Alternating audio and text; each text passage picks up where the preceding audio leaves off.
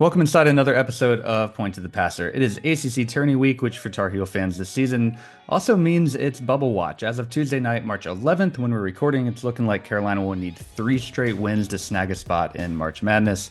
And yes, that would include, in all likelihood, a win against Duke, which, as we know, did not happen this past Saturday.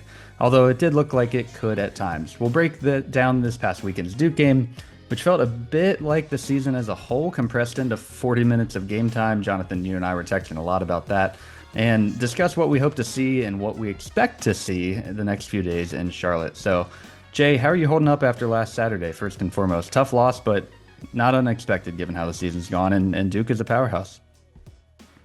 They are this year, and you're right. It wasn't unexpected. I think both of us we felt better about this game coming in. I think as we should have, as Carolina fans should have, given how Carolina was playing, and it was a different game, really. That first 30 minutes there, where it felt very much like so many Duke Carolina games. The intensity, some of the back and forth in terms of the runs with Duke getting ahead. It was 14, even 15 points Mm-hmm. midway through that 15. first half. And then Carolina, like they did so many times early in the season, in those big non-conference games, comes roaring back. RJ Davis was awesome.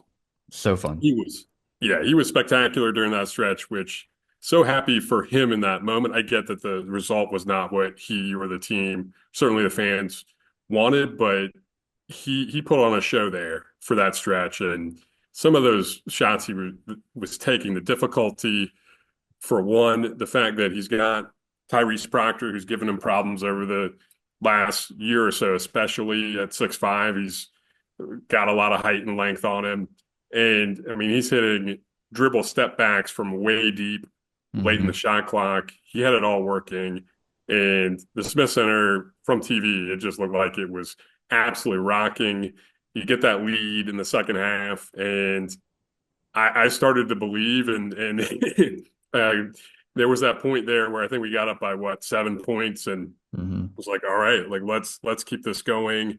Yeah. Um, so was happy to see the way that not just that they fought, but the way they executed through that stretch, and then uh, the game definitely turned after that point. But uh, that stood out to me immediately was just the show that he put on, and it wasn't just him. There were a lot of other guys who were making some big time plays through that stretch, including defensively, especially Seth Trimble, and on the offensive end, Ian Jackson and Drake Powell were really fun to watch. Yeah, it was nice to see a bunch of the players kind of stepping up, and RJ, of course, it was his night. You wouldn't expect anything less from him, and you're right. The Smith Center sounded really loud, really impressive on camera, and that's what a six-game win streak and a little bit of hope will do. And I don't think anybody fully anticipated a win, but we knew it was going to be more competitive. A, you're a more advanced team than you were in February, and B, you're also playing behind that home crowd on senior night, and so not wanting to disappoint, RJ, who really at this point feels like, your last 4-year, 5-year player, going through Carolina, and the game has completely changed. So there was that element of it too, wanting to really send him off to senior night and a win. But good for him having 20 plus points, a great performance. There's not much more you can ask for.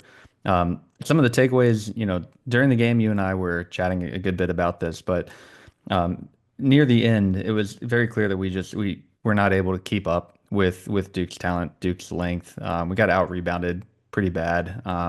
Didn't hit nearly as many threes as we needed to, especially in the second half. The first half, we definitely hung in there pretty well and looked like, hey, lights out shooting could be, like it's been on pace the last few games. But part of you deep down just knew kind of that was not fully sustainable, and that they were going to hit that wall, and it was that 20-5 run or whatever the exact numbers were that Duke went on, when we were up six. I think it was 59-53, and then suddenly you're down 10, 12 points. So that was tough, but it was really at times looking like a prime Carolina team where we, playing team ball and moving things around, getting ball to Vin Allen, guys on the perimeter getting open. There's good sets, there's limited turnovers. And then it kind of went back to what we had seen in, December and January. A little bit of ISO ball, and then a lot of ISO ball, and just this team tends to panic when things are not going that well. When they get down by 10, it just becomes this kind of ISO clear out. Whether that's on the players, whether it's on Hubert, whether it's a combination, it's clear, we're in March. That is the story. that's what it has been. But there again were bright spots and some kind of dimmer spots. But what was what was your biggest takeaway? And if we are going to win a few games this week and, get a chance again at Duke, what's going to need to happen for that full 40 minutes?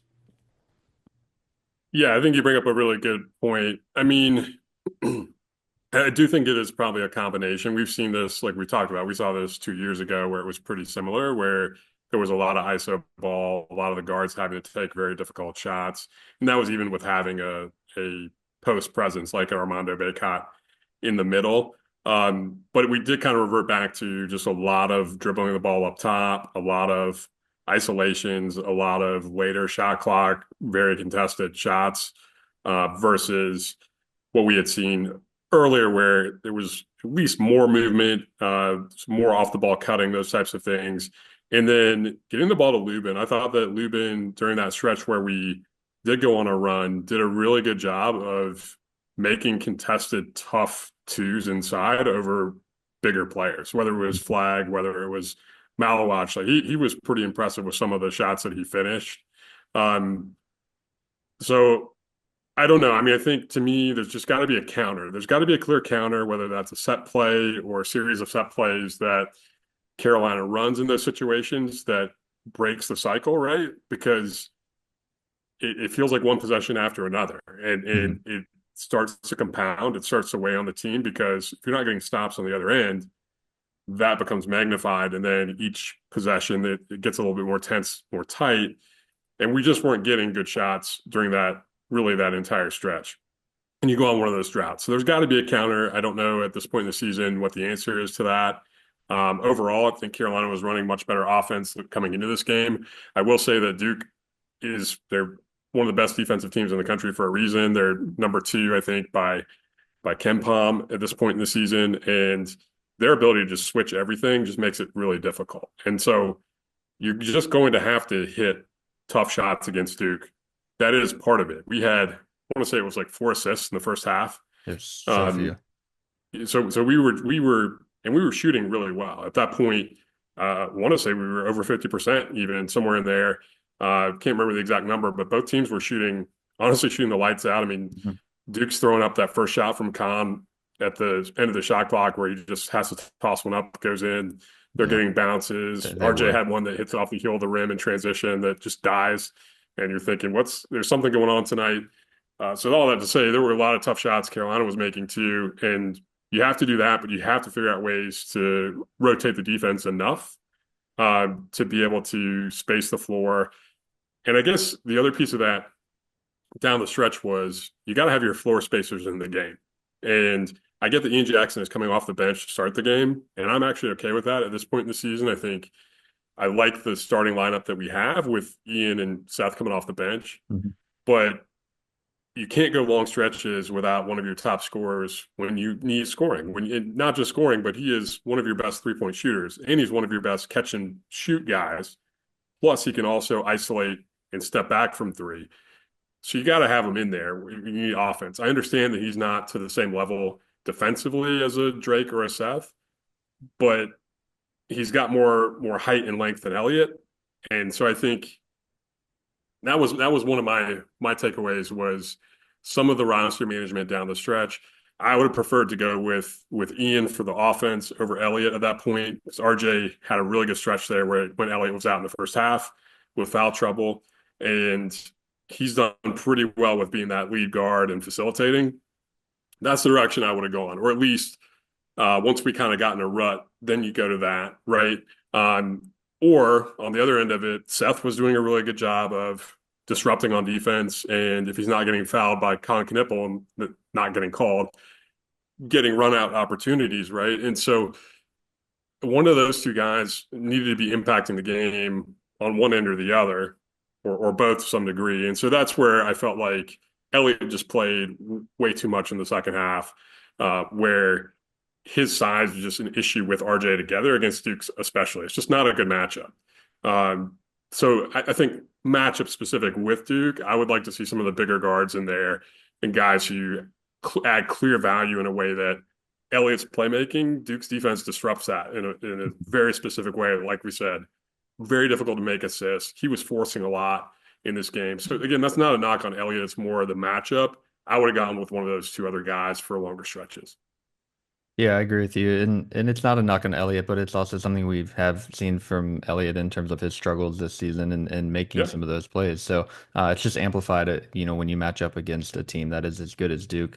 Early on, it definitely looked like we were looking to fall behind, just like in game one. They go out to a big lead. I was really impressed with the way that we fought back. And a huge part of that definitely was what you mentioned with, getting the hands in there and swatting and getting Cooper Flag into foul trouble was that huge. was One of the big. things I would have really appreciated seeing is going more directly at him. And who knows if you're ever going to get that fourth call. I think, we would have been waiting the entire half, even going straight at him to try and get a foul call. That's not something the refs are really looking to do, I don't think. But I would have liked to see a little more pressure against that and just going right at him to try and get his fourth because in Hubert's post game, he said that wasn't really part of the strategy going into the second half. And I think I understand what he's saying that the game doesn't revolve around one player, and I think that's a typical kind of Hubert answer. But in that case, it does, and it was revolving around the fact that Cooper was in foul trouble, and we end up being down one going into half. Could have been up two if RJ hits that off balance three, which you might have had the loudest Dean Dome since Marvin Williams if that shot would have gone in. So I would have liked to see that. I think that would have given us a little bit better of a chance. Maybe it ends up being a, 5 point game or so rather than 10 plus. But I don't think we are coming out of this game with a win just based on the matchup and just based on the reality of what we've dealt with all season. I think we've grown a lot, but it's going to be a struggle to get into the tournament. And we're fortunate to have the opportunity to do so, and we need probably three straight wins with one of them, potentially being over Duke. Assuming they don't get knocked off by Georgia Tech or something like You're that. really Something pushing that bizarre. one. I Anything can love it. happen. Yeah. Keep Hey, putting it out there. it's not going to happen. I will go ahead and say it's not going to happen. Maybe it's reverse psychology. Maybe it's not. But yeah, Twitter's been a whirlwind this week. We'll say that. Yeah, I did think it was interesting when you brought that up about Hubert, and you're right. Like, as you just saying that, and it did seem like that was not part of their strategy. It really didn't feel like they were going after him. And I get that it's a fine line. I get that you can take yourself out of rhythm if you're focusing on making your strategy to attack a very specific player, especially when he's one of the best defensive players in the country. Um, but it is part of basic basketball strategy, and it's not just foul trouble. It's if you have a player that has an aching injury or something like Baycott, you think about the ankle in the Final Four, you go at him, you test the ankle, you test to see if you have an advantage there, and make that team respond and figure it out, at that point. And so at least you gotta go inside and force the issue a little bit. I did think, I mean, there were a couple of plays where they went to Lubin and Cooper did a good job of being vertical, going straight up and not fouling. But Lubin scored, so don't stop. Like keep going to that, Mhm. right? You can have Yeah. multiple guys who can test it. Um, I get Withers was out of control a few times driving, but he's somebody, or Drake, right? Like Drake, I Yeah. think was, if we can run more through Drake offensively, I think that's a positive. I mean, not make him the one or two guy, but he just does so many different things. And you talk about him and Ian, they finish so much more easily than some of the smaller guards like Elliott and RJ, especially you have to rely on angles, or Elliott, it's more his pure speed. RJ, the angles he takes, and they're taller. Their length and strength allows them to finish through some of that contact. So I'd like to see a little bit more of that. All that to say, yeah, I mean, I think we let them off the hook a little bit because if Cooper does get that fourth foul, it is a very different game. He's got to have to.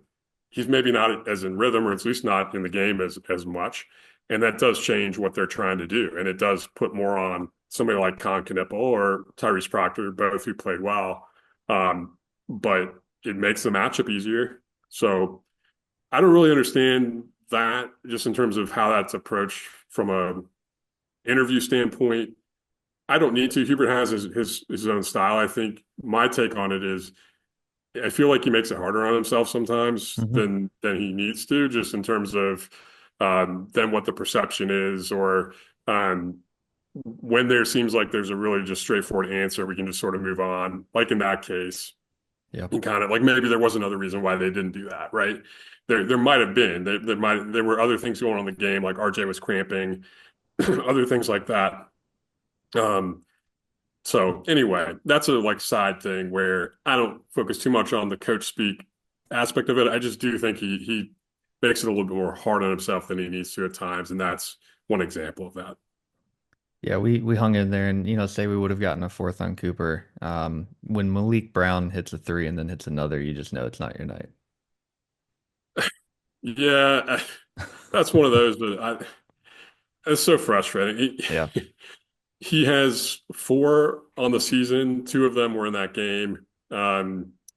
And he has 11 in his career, and four of them are against Carolina because he had two for Syracuse Yeah. in the dome He last has year. it out for us. Yeah. It's just one of those things, and you just kind of I didn't think the defense was bad. I mean, they want him if he has an open three to take it. He was open, but I think you live with that shot and he hits the shot. And credit to him, Hmm. you got to tip their hat. I mean, they hit a ton of shots. And so that's the Yep. other thing is when Duke is shooting like that, and granted the defense is part of it in terms of how comfortable they are, but I thought for the most part during that initial stretch of the game and really that second kind of middle point of the first half and the middle point of the second half, the intensity was there. The effort was there. It wasn't always clean on defense, but we at least made them work for it a decent amount of the time, much more so than in the first game. And they hit a lot of shots. And so that's if they're shooting like that, they're just going to be difficult to beat in general.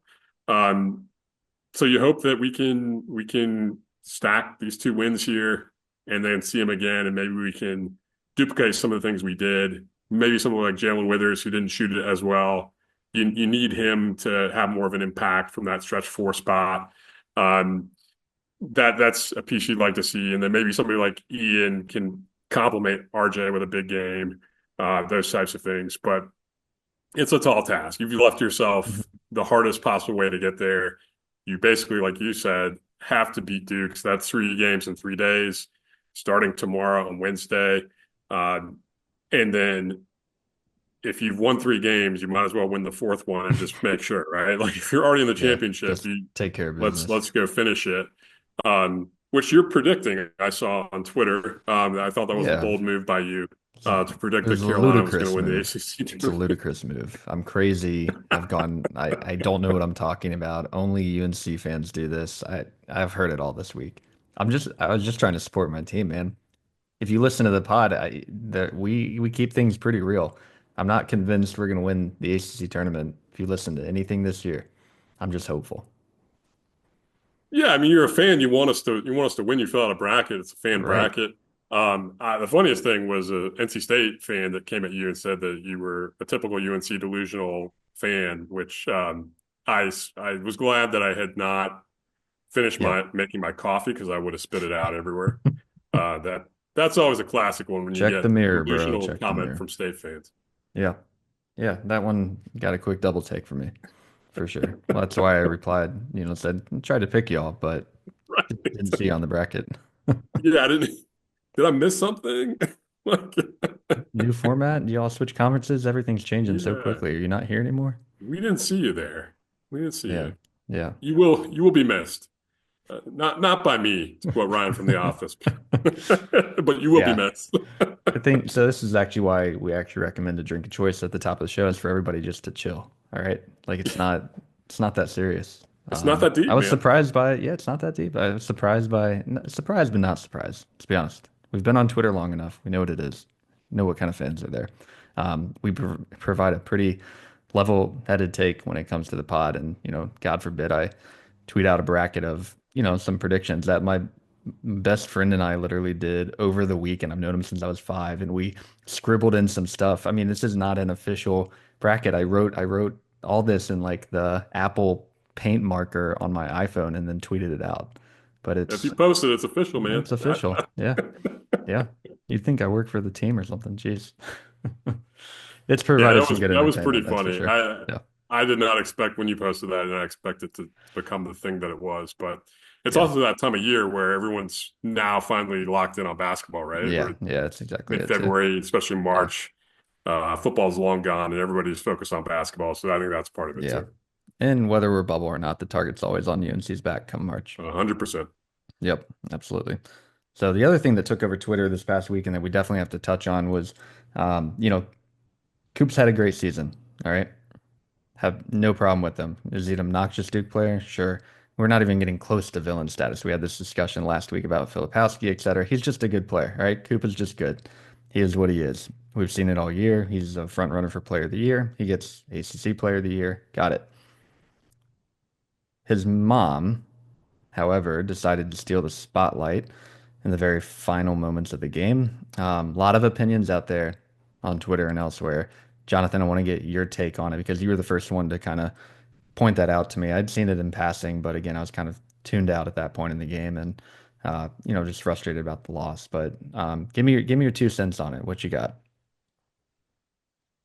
Yeah, I mean, if you kind of know at least Kelly Flagg's public persona, it's not surprising. She, in fact, said that if you know her well, it's not surprising. Yeah, she owned it. Um, and so she kind of is who she is. Here's some of the context. So there was an article in the Spokesman Review. This was like a little less than a year ago, talking about Cooper Flag expected to be the number one pick in this upcoming draft and giving some background. And the headline is Meet Cooper Flag, the next white Duke villain and potential number one pick.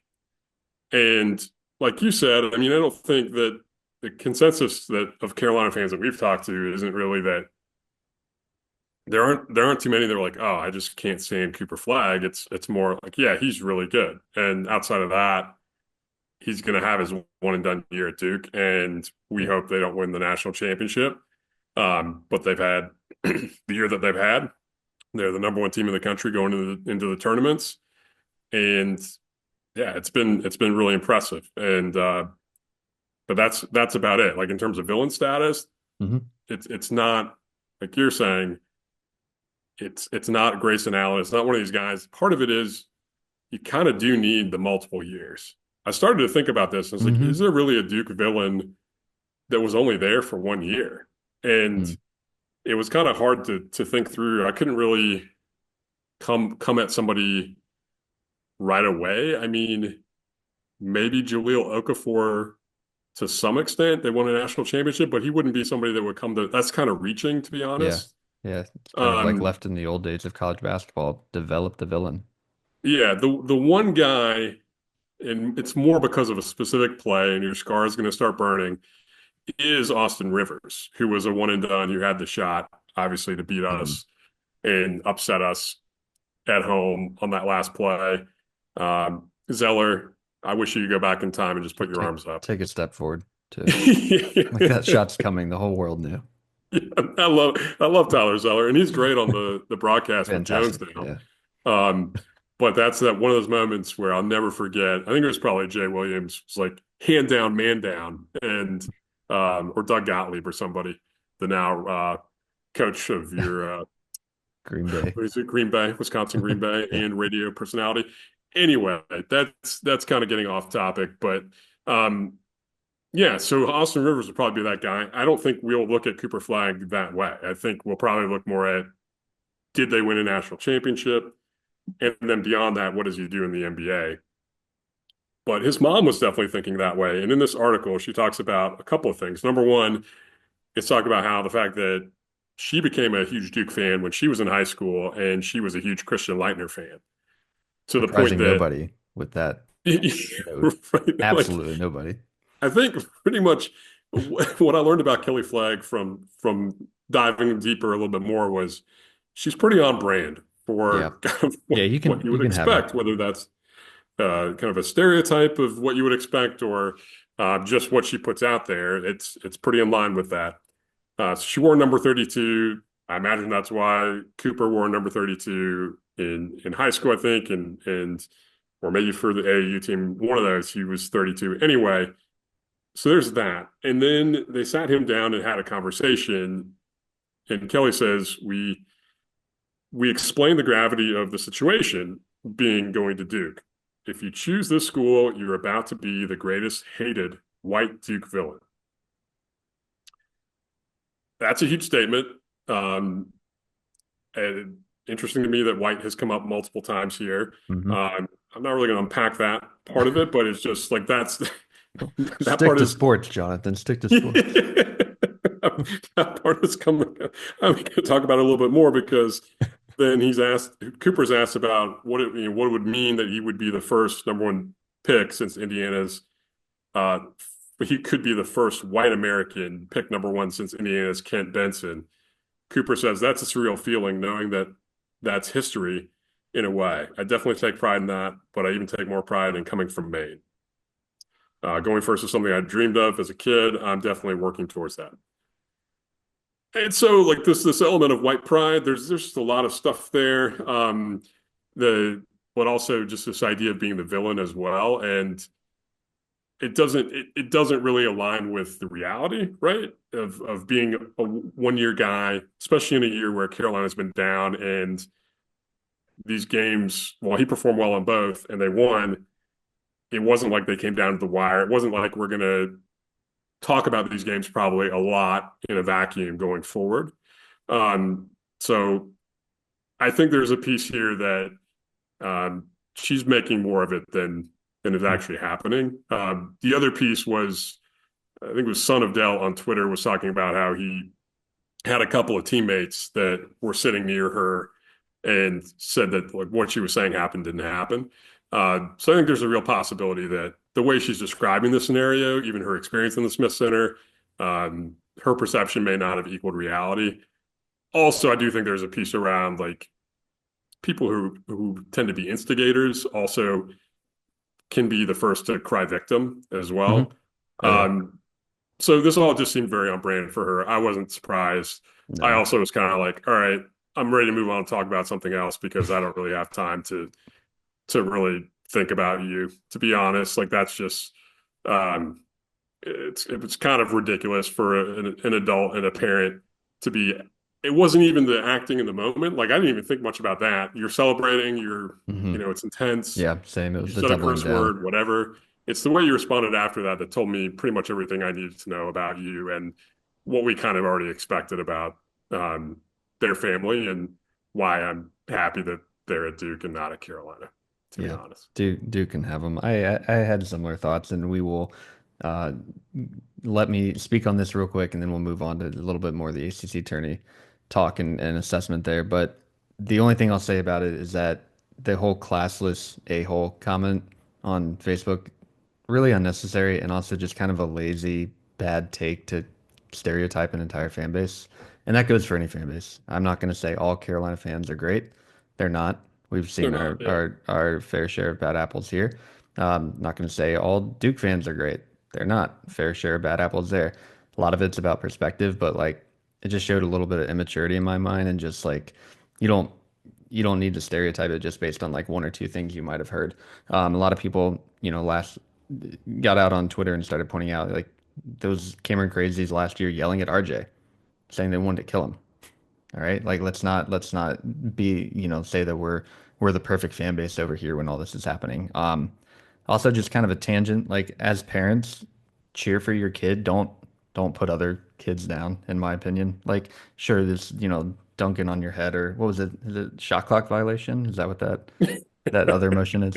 Yeah, on his effing head. Like he didn't actually dunk on anybody. He dunked Yeah, on the question was who? an I open mean, rim. Like, what are you seeing? Do you need to like get checked? Like, who did you see under the basket, Kelly? yeah, we saw him do a chin up on the rim. We saw him put his legs almost up to the backboard, which used to be a Yeah. technical foul. But I didn't see him dunk over anybody. And again, like that shouldn't even matter because he blew by.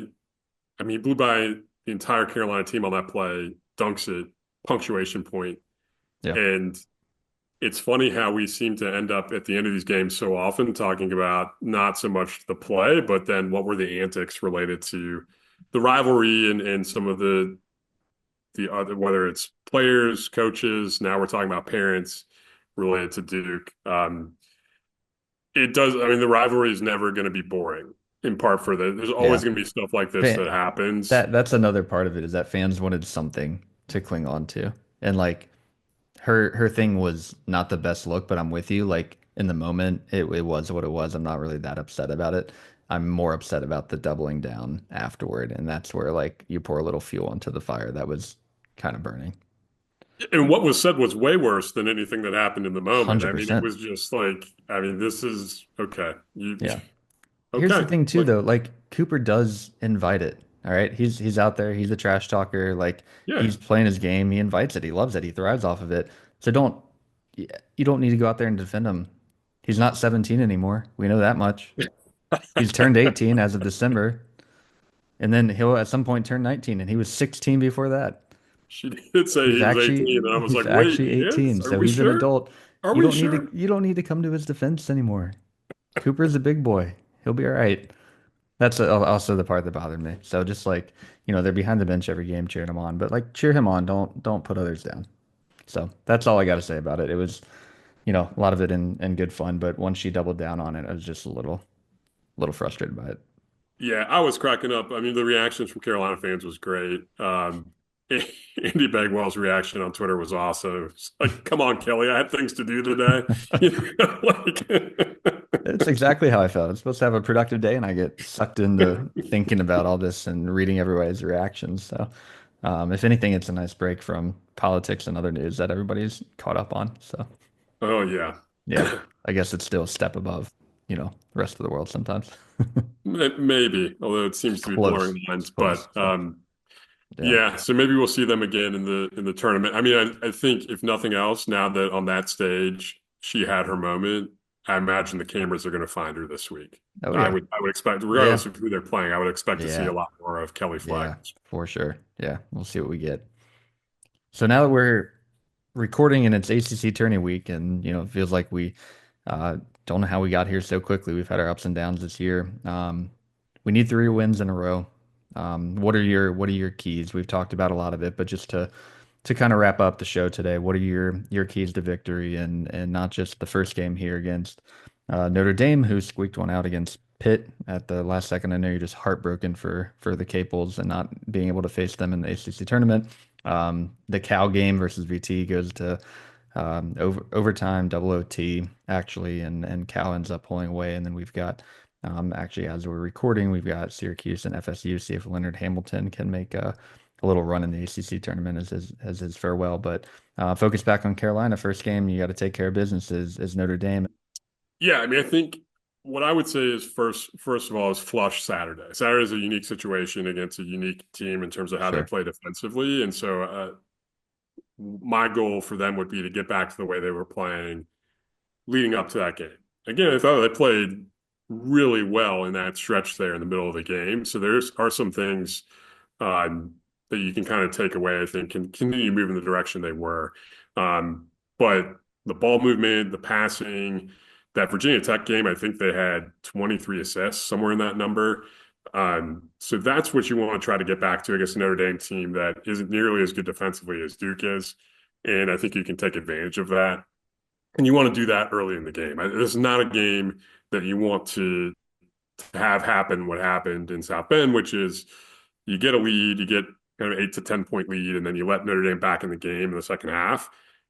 And that's a case where if Marcus Burton is on, then he can keep them single-handedly in the game. So what I'd like to see is for us to jump out early, like we have been in this stretch, and get guys good looks from three, whether that's Drake, Jay Witt, Yep. get RJ going, get Ian involved, get everybody involved, get Elliott playmaking. I think it's important for him to have some solid showings in terms of assist to turnover ratio being under control because he was really out of control. He was forcing it too much, so he's got to be under Yep. control. Um, and then continue to get the ball inside. We've had some good, again, like the guys inside, Lubin and Wash at the five. It's not like they've been sensational, but Lubin especially has been really solid during this stretch. And you can get the ball inside and even have them make a post move inside. We've seen it from both of them, so I think you want to establish that. I think that's possible against Notre Dame. And then defensively, it's not a time to let up. You got to be solid defensively. You got to have. I would imagine that Trimble is going to get Burton quite a bit when he's in the game, just because he's being more out on the perimeter, which I think helps, versus having to be playing more of the threes and fours. So I think that's going to be a key matchup for sure. And then guys like Braden Shrewsbury, who always he seems to like playing Carolina. They have a few other guys too that could always get hot. Matt Aloko is a transfer for them that he's from Princeton, and I really thought he was going to put some threes in, quite a few against us in the first game. So he's somebody that you kind of got to watch too. But I think if we can control the perimeter, we should be okay on the interior as well. And just make Burton really have to work hard for the shots that he gets. I'd like to see him, if he's putting up big numbers, he's going to have to put up big numbers of shots to get his numbers. So that's what you want to see. Inefficient game from Yep. Marcus Burton. Yep. Yeah, the biggest thing, I agree with all of that. I'm looking for a game that's at our pace of play. The first one in the 60s, and that was not the only game in the 60s that we really struggled with. So in these last few games, look at the 6 game win streak before Duke, and also look at a competitive game versus Duke. I don't think the final score fully reflected how close that game was at times, but we're going to want a game in the 80s, at least for us pushing 80s, at least upper 70s, in my opinion. I don't want to be stuck in the 60s trying to grind it out with a team A that doesn't really give you much confidence and momentum going into the next game, should you win, versus a team that you still haven't beat this year. We had a 60 something point loss to Wake Forest as well. So I think, if we're fortunate enough to be able to play 2 games in the ACC tournament this year, then we get both of them up in the 80s range and kind of get redemption on, yeah, we beat Notre Dame by 1 or whatever it was, but um, you got to basically own the pace of that game and then show Wake that the team that you were when you played them back in January was not the team that you is not the team that you are now. And then, you get a chance at Duke, you get a chance at Duke and see what happens. But I I'm think right we there match with you. up pretty well with Wake, actually. The We offense do. was the biggest Yeah. issue for us in that game because we kept them in We it miss. by just being incredibly inefficient, and we're just getting Yep, better shots. Withers has opened up so many different things, and for again, it's sure. not just him; it's A the totally way that different team. Drake's moved to the perimeter. He's getting much better looks, and he continues to knock down threes. He's in that high 30s range. Ian's back to about 40% from three, and he's just his catch and shoot game is just so pretty to watch. Quick release in rhythm. Um, so I think I really do think we can win both of those games. I guess my question for you, because this is a question that's floating out there for Carolina fans, is in a year that Duke is the worst possible matchup along with Clemson, but Duke is the worst one, and I think for us this year. So those are the two. Do Mhm. we really want to play them again and potentially go 0-3 and have them, they KO'd us in the Smith Center and then just finish the job basically, and ensure that we're not going to go to the tournament if we play them again that would be on Friday night, or is that right? Yeah, Friday night, Friday. yeah. Yep. So what are your thoughts on that? I mean, would you rather, like, if we're not going to make it, would you rather go out early? I think I know your answer to this, but what do you think about that sentiment of, can we just avoid Duke? If we're not going to make the tournament, let's just end it early.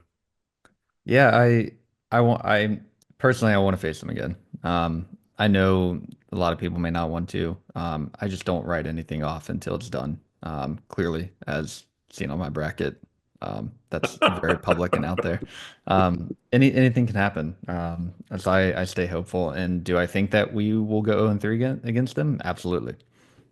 They've proven to be the better team. I think anybody with a set of eyes and ears can look and listen in and understand that we're outmatched. But that's why we enjoy the game. No one thought Oakland would be upsetting Kentucky in the first round of the tournament last year, and it happened. So, you get an off night, and you got to look at the last game and realize we were up 59-53 with momentum at some point. We didn't hold on, but like there are learnings, there are chances of things clicking and Duke having an off night. You just never know. It's a neutral court. It's going to be a Carolina fan base. So we'll see what happens. But yeah, I absolutely want to face them. I'm not gonna shy away from that for sure. I mean, you have to make the tournament, so that's what I want to see. Or maybe I want Georgia Tech to beat them, squeak by Georgia Tech, and then get a chance at Clemson or Louisville. Well, That's that's probably my number 100%. one scenario for sure. Yeah, that is definitely the number one scenario is play Georgia Tech in the semifinals. Although that was a one possession game that we hung on by the skin of our Yeah. teeth in that one. Obviously a December long feels time like ago. yesteryear at this point. It feels like It does. ages ago. Yeah, I don't know. I wouldn't look forward to playing Duke No, again, but if you absolutely can not. win, if you can win that game, it doesn't salvage the season per se, but that if you beat them, you're in the tournament and 1 and 2, you at least got one against them. You can look back on that, and um, Kelly Flagg might shed a tear when she looks at her scrapbook and remembers that they weren't perfect against Carolina. That's all I ask Uh, for. yeah, and they were 0-1 since she commented on Facebook. So I'll point that out if it happens. And I have a few. I'm sure you do. I don't really bookmark stuff. I'm not really too into that. But I mentally have bookmarked a few things on social media that I'm going to decide in the moment. Do I have the restraint not to respond to this if it does happen? And if we do beat them, I probably all restraint will probably come out Yeah, it's pretty gone. Yeah. It'll just be one giant release. Yeah, Yeah, you just never know. So yeah, give me but Duke, I'm but with first you. just I don't expect it. I expect Duke to be there. I expect us to absolutely. be there. Although I could see us losing. Honestly, we could lose either of these two games. Yep. Um, but I think it will be the two of us, and then I think Duke does win. But I think we at least show a fight like we have in most of the games this season, and that's all you can really ask for this team at this point, because we kind of are where we are. Quick perspective on the tourney as a whole. As a team that would match up against Duke in the final, who do you see? Is Louisville, Clemson? Who do you like? One or the others, or you like someone else from the South Side? I mean, in terms of a matchup against Duke, I think it is Clemson because of the way that they really struggled with Locken, especially in the interior. And Shefflin just does what he does. I mean, that Yeah, guy, he's a like his machine. motor is unstoppable. And he had that one game against Kentucky, I'll never forget, where he was 4 for 20 from the field and had 20 rebounds.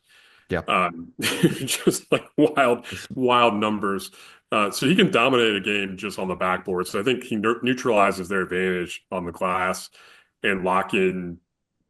Malawash had a real hard time. They didn't really have answers for him. I can't remember if Brown was in that game or not. And I think that would make a little bit of a difference. But um, I think that's a tough matchup for them. But honestly, I think it's going to be Louisville. I think that this ride with Pat Kelsey, yeah, they're riding high right now, and they feels like they haven't lost a game in like 3 months. yeah, yeah. They've I been mean, cruising. honestly, like both those teams, it's wild to think that Duke set the record now of 19 wins being the most in conference play in the ACC, and they had to win that last game against us because to be outright because both Clemson and Louisville went 18-2, which Yeah, is unbelievable. The yeah. highest mark before that was us last year at 17. Virginia did it 17-1 in an 18 game league. Um, I mean, they've been pretty. It's been an incredible story, and I think the way that they play, they can get really hot from three. Chucky Hepburn is playing awesome. You got to have a star this time of year, and he's somebody that him with Terrence Edwards together can carry Louisville a long ways. Scott on the interior for them gave us a lot of problems with lobs, with just um, finishes around the rim. So they have some good pieces. So I think it's gonna be Louisville, even though Clemson is really good. And Clemson, even though PJ Hall is awesome, and I like Joe Girard too. I liked their team last year, but the combination of the guys inside and then Chase Hunter and who is it, the Boston College transfer, Jaden Zachary, they're tough, man. So I think that'll be an awesome. That might be the game of the tournament in the Yep. semis if that's the Agreed. matchup, and then whoever comes out of that has to play Duke. Excuse me, has to play Carolina because your bracket is Freudian it's slip, been you written, know. so let it It's be okay. Yeah, it's been let it be written. done. So, yeah. No, it's good stuff. It's always a great week. We'll see what Carolina can do, and we just want to close the show, as always, with a quick point out. We didn't discuss this ahead of time. I just want to point out to RJ for being, as steady and as Carolina loyal as he has been. Just an absolute stud. I will never forget seeing his 42-point game last year against Miami. Just the leadership, the incredible step backs that just got better with each game, especially the last 2 years. So. True Carolina legend through and through. Really sad to see him play his last game at home. But I'm glad that he had a solid night, good shooting night, even though we didn't get the win. So that's my first point out, and my second one is to any fans sticking with Carolina, picking North Carolina all the way through their ACC tourney bracket. So Well, I love both of those. I encourage folks, if you haven't listened to RJ's interview with Adam and Jones, the Carolina Insider podcast, check it out. It's great insight from really good. RJ as he's getting ready for this last game and just the end of his career. Yep. And he talked about one of the things that he's doing. I think he was saying that maybe it was Seth Trimble that got him into Legos. Um, and it's just cool to like you just get a different perspective on these guys because we Yeah. spend so much time as fans focused on what they're doing on the court, obviously. But he went over to Target or wherever he went, he ends up going and grabs some Legos, and he's just setting up as a way to relax. And it's one of those like what was the column in Us Weekly? It probably still happens. The stars are just like us. Like it felt like one of those Yeah. moments of RJ is just like anybody else, which is true in a lot of ways outside of him Hmm. being a star basketball player. Um, Drake Powell also plays with Legos. And by play, I mean like builds. I think these guys are building like serious. Like you have the replica set of the Smith Center. Yep. Uh, Yep. it's really cool stuff that you can do with Legos. I feel like was not true when we were growing up, where it was super basic. But now Here you you have have all this these box. models and Figure stuff. something out. Yeah. Yeah. So I love that because it gives you a different perspective on this team where I didn't always feel like compared to last year's team and the personalities, and then even somebody like Pete Nance with the Lemon Oreos, you got some stories about the team that you felt like you got to know them in a different way.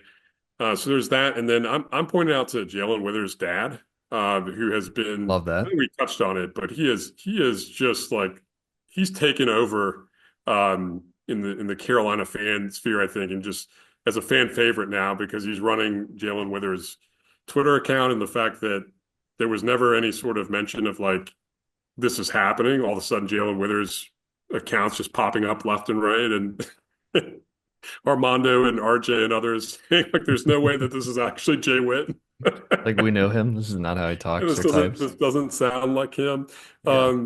He's out there firing off Dean Smith quotes like right after games, and it's just fantastic. So if you haven't checked out Jalen Withers' Twitter account lately, definitely check that out and give Mr. Withers a shout out. He's been Great. one of for me like one of the fun storylines of the season, Yeah. and it just makes Jalen even easier to root for. Like while all that's going on, he's he's taking visits to one of the local middle schools. He's got some mentoring that he's doing. He really enjoys working with kids. So it's been awesome to see that side of Jalen Withers too. And I'm happy for him with just how things are winding up in his career at Carolina on a really positive note. And hopefully he can make some waves here in Charlotte as well. Yeah, for sure. So we'll see what the next few days hold. Jay, it's good to be on with you as always. Sticking with high hopes and hopes that Carolina, makes it through a couple games here, makes it to the championship, gets in. March is wild. You just never know what'll happen. So, it's been good run so far, and hopefully from the 6 game winning streak they can learn a lot and not too down after the loss to Duke. And Hubert's always talking about how it's about bouncing back. So time to prove that, and we'll go from there. Go from there tonight at 11:30, and then by the time this comes out, probably will already be result will be in. Montana Grizzlies going up against Idaho in the semifinals of the Big Sky Conference and Starch Madness, Craig. So I've got Arch locked in on Madness. that as well for Great. my alma mater. I've got a few buddies doing another version of Starch Madness I've been invited to, and it's exactly what it sounds like. It's voting different starches all the way through March. So whichever Starch Madness you're locked into, we hope you enjoy. If it wasn't so late, I would have gone with your recommendation of having like a loaded potato and just sitting down and watching that game that's in Classic. Boise. It would be Yeah. perfect. Yeah, it's good stuff. You'll be asleep. So Yeah, I'd definitely be asleep. Appreciate all the Carolina fans out there. Thanks for listening and go Heels. Go Heels.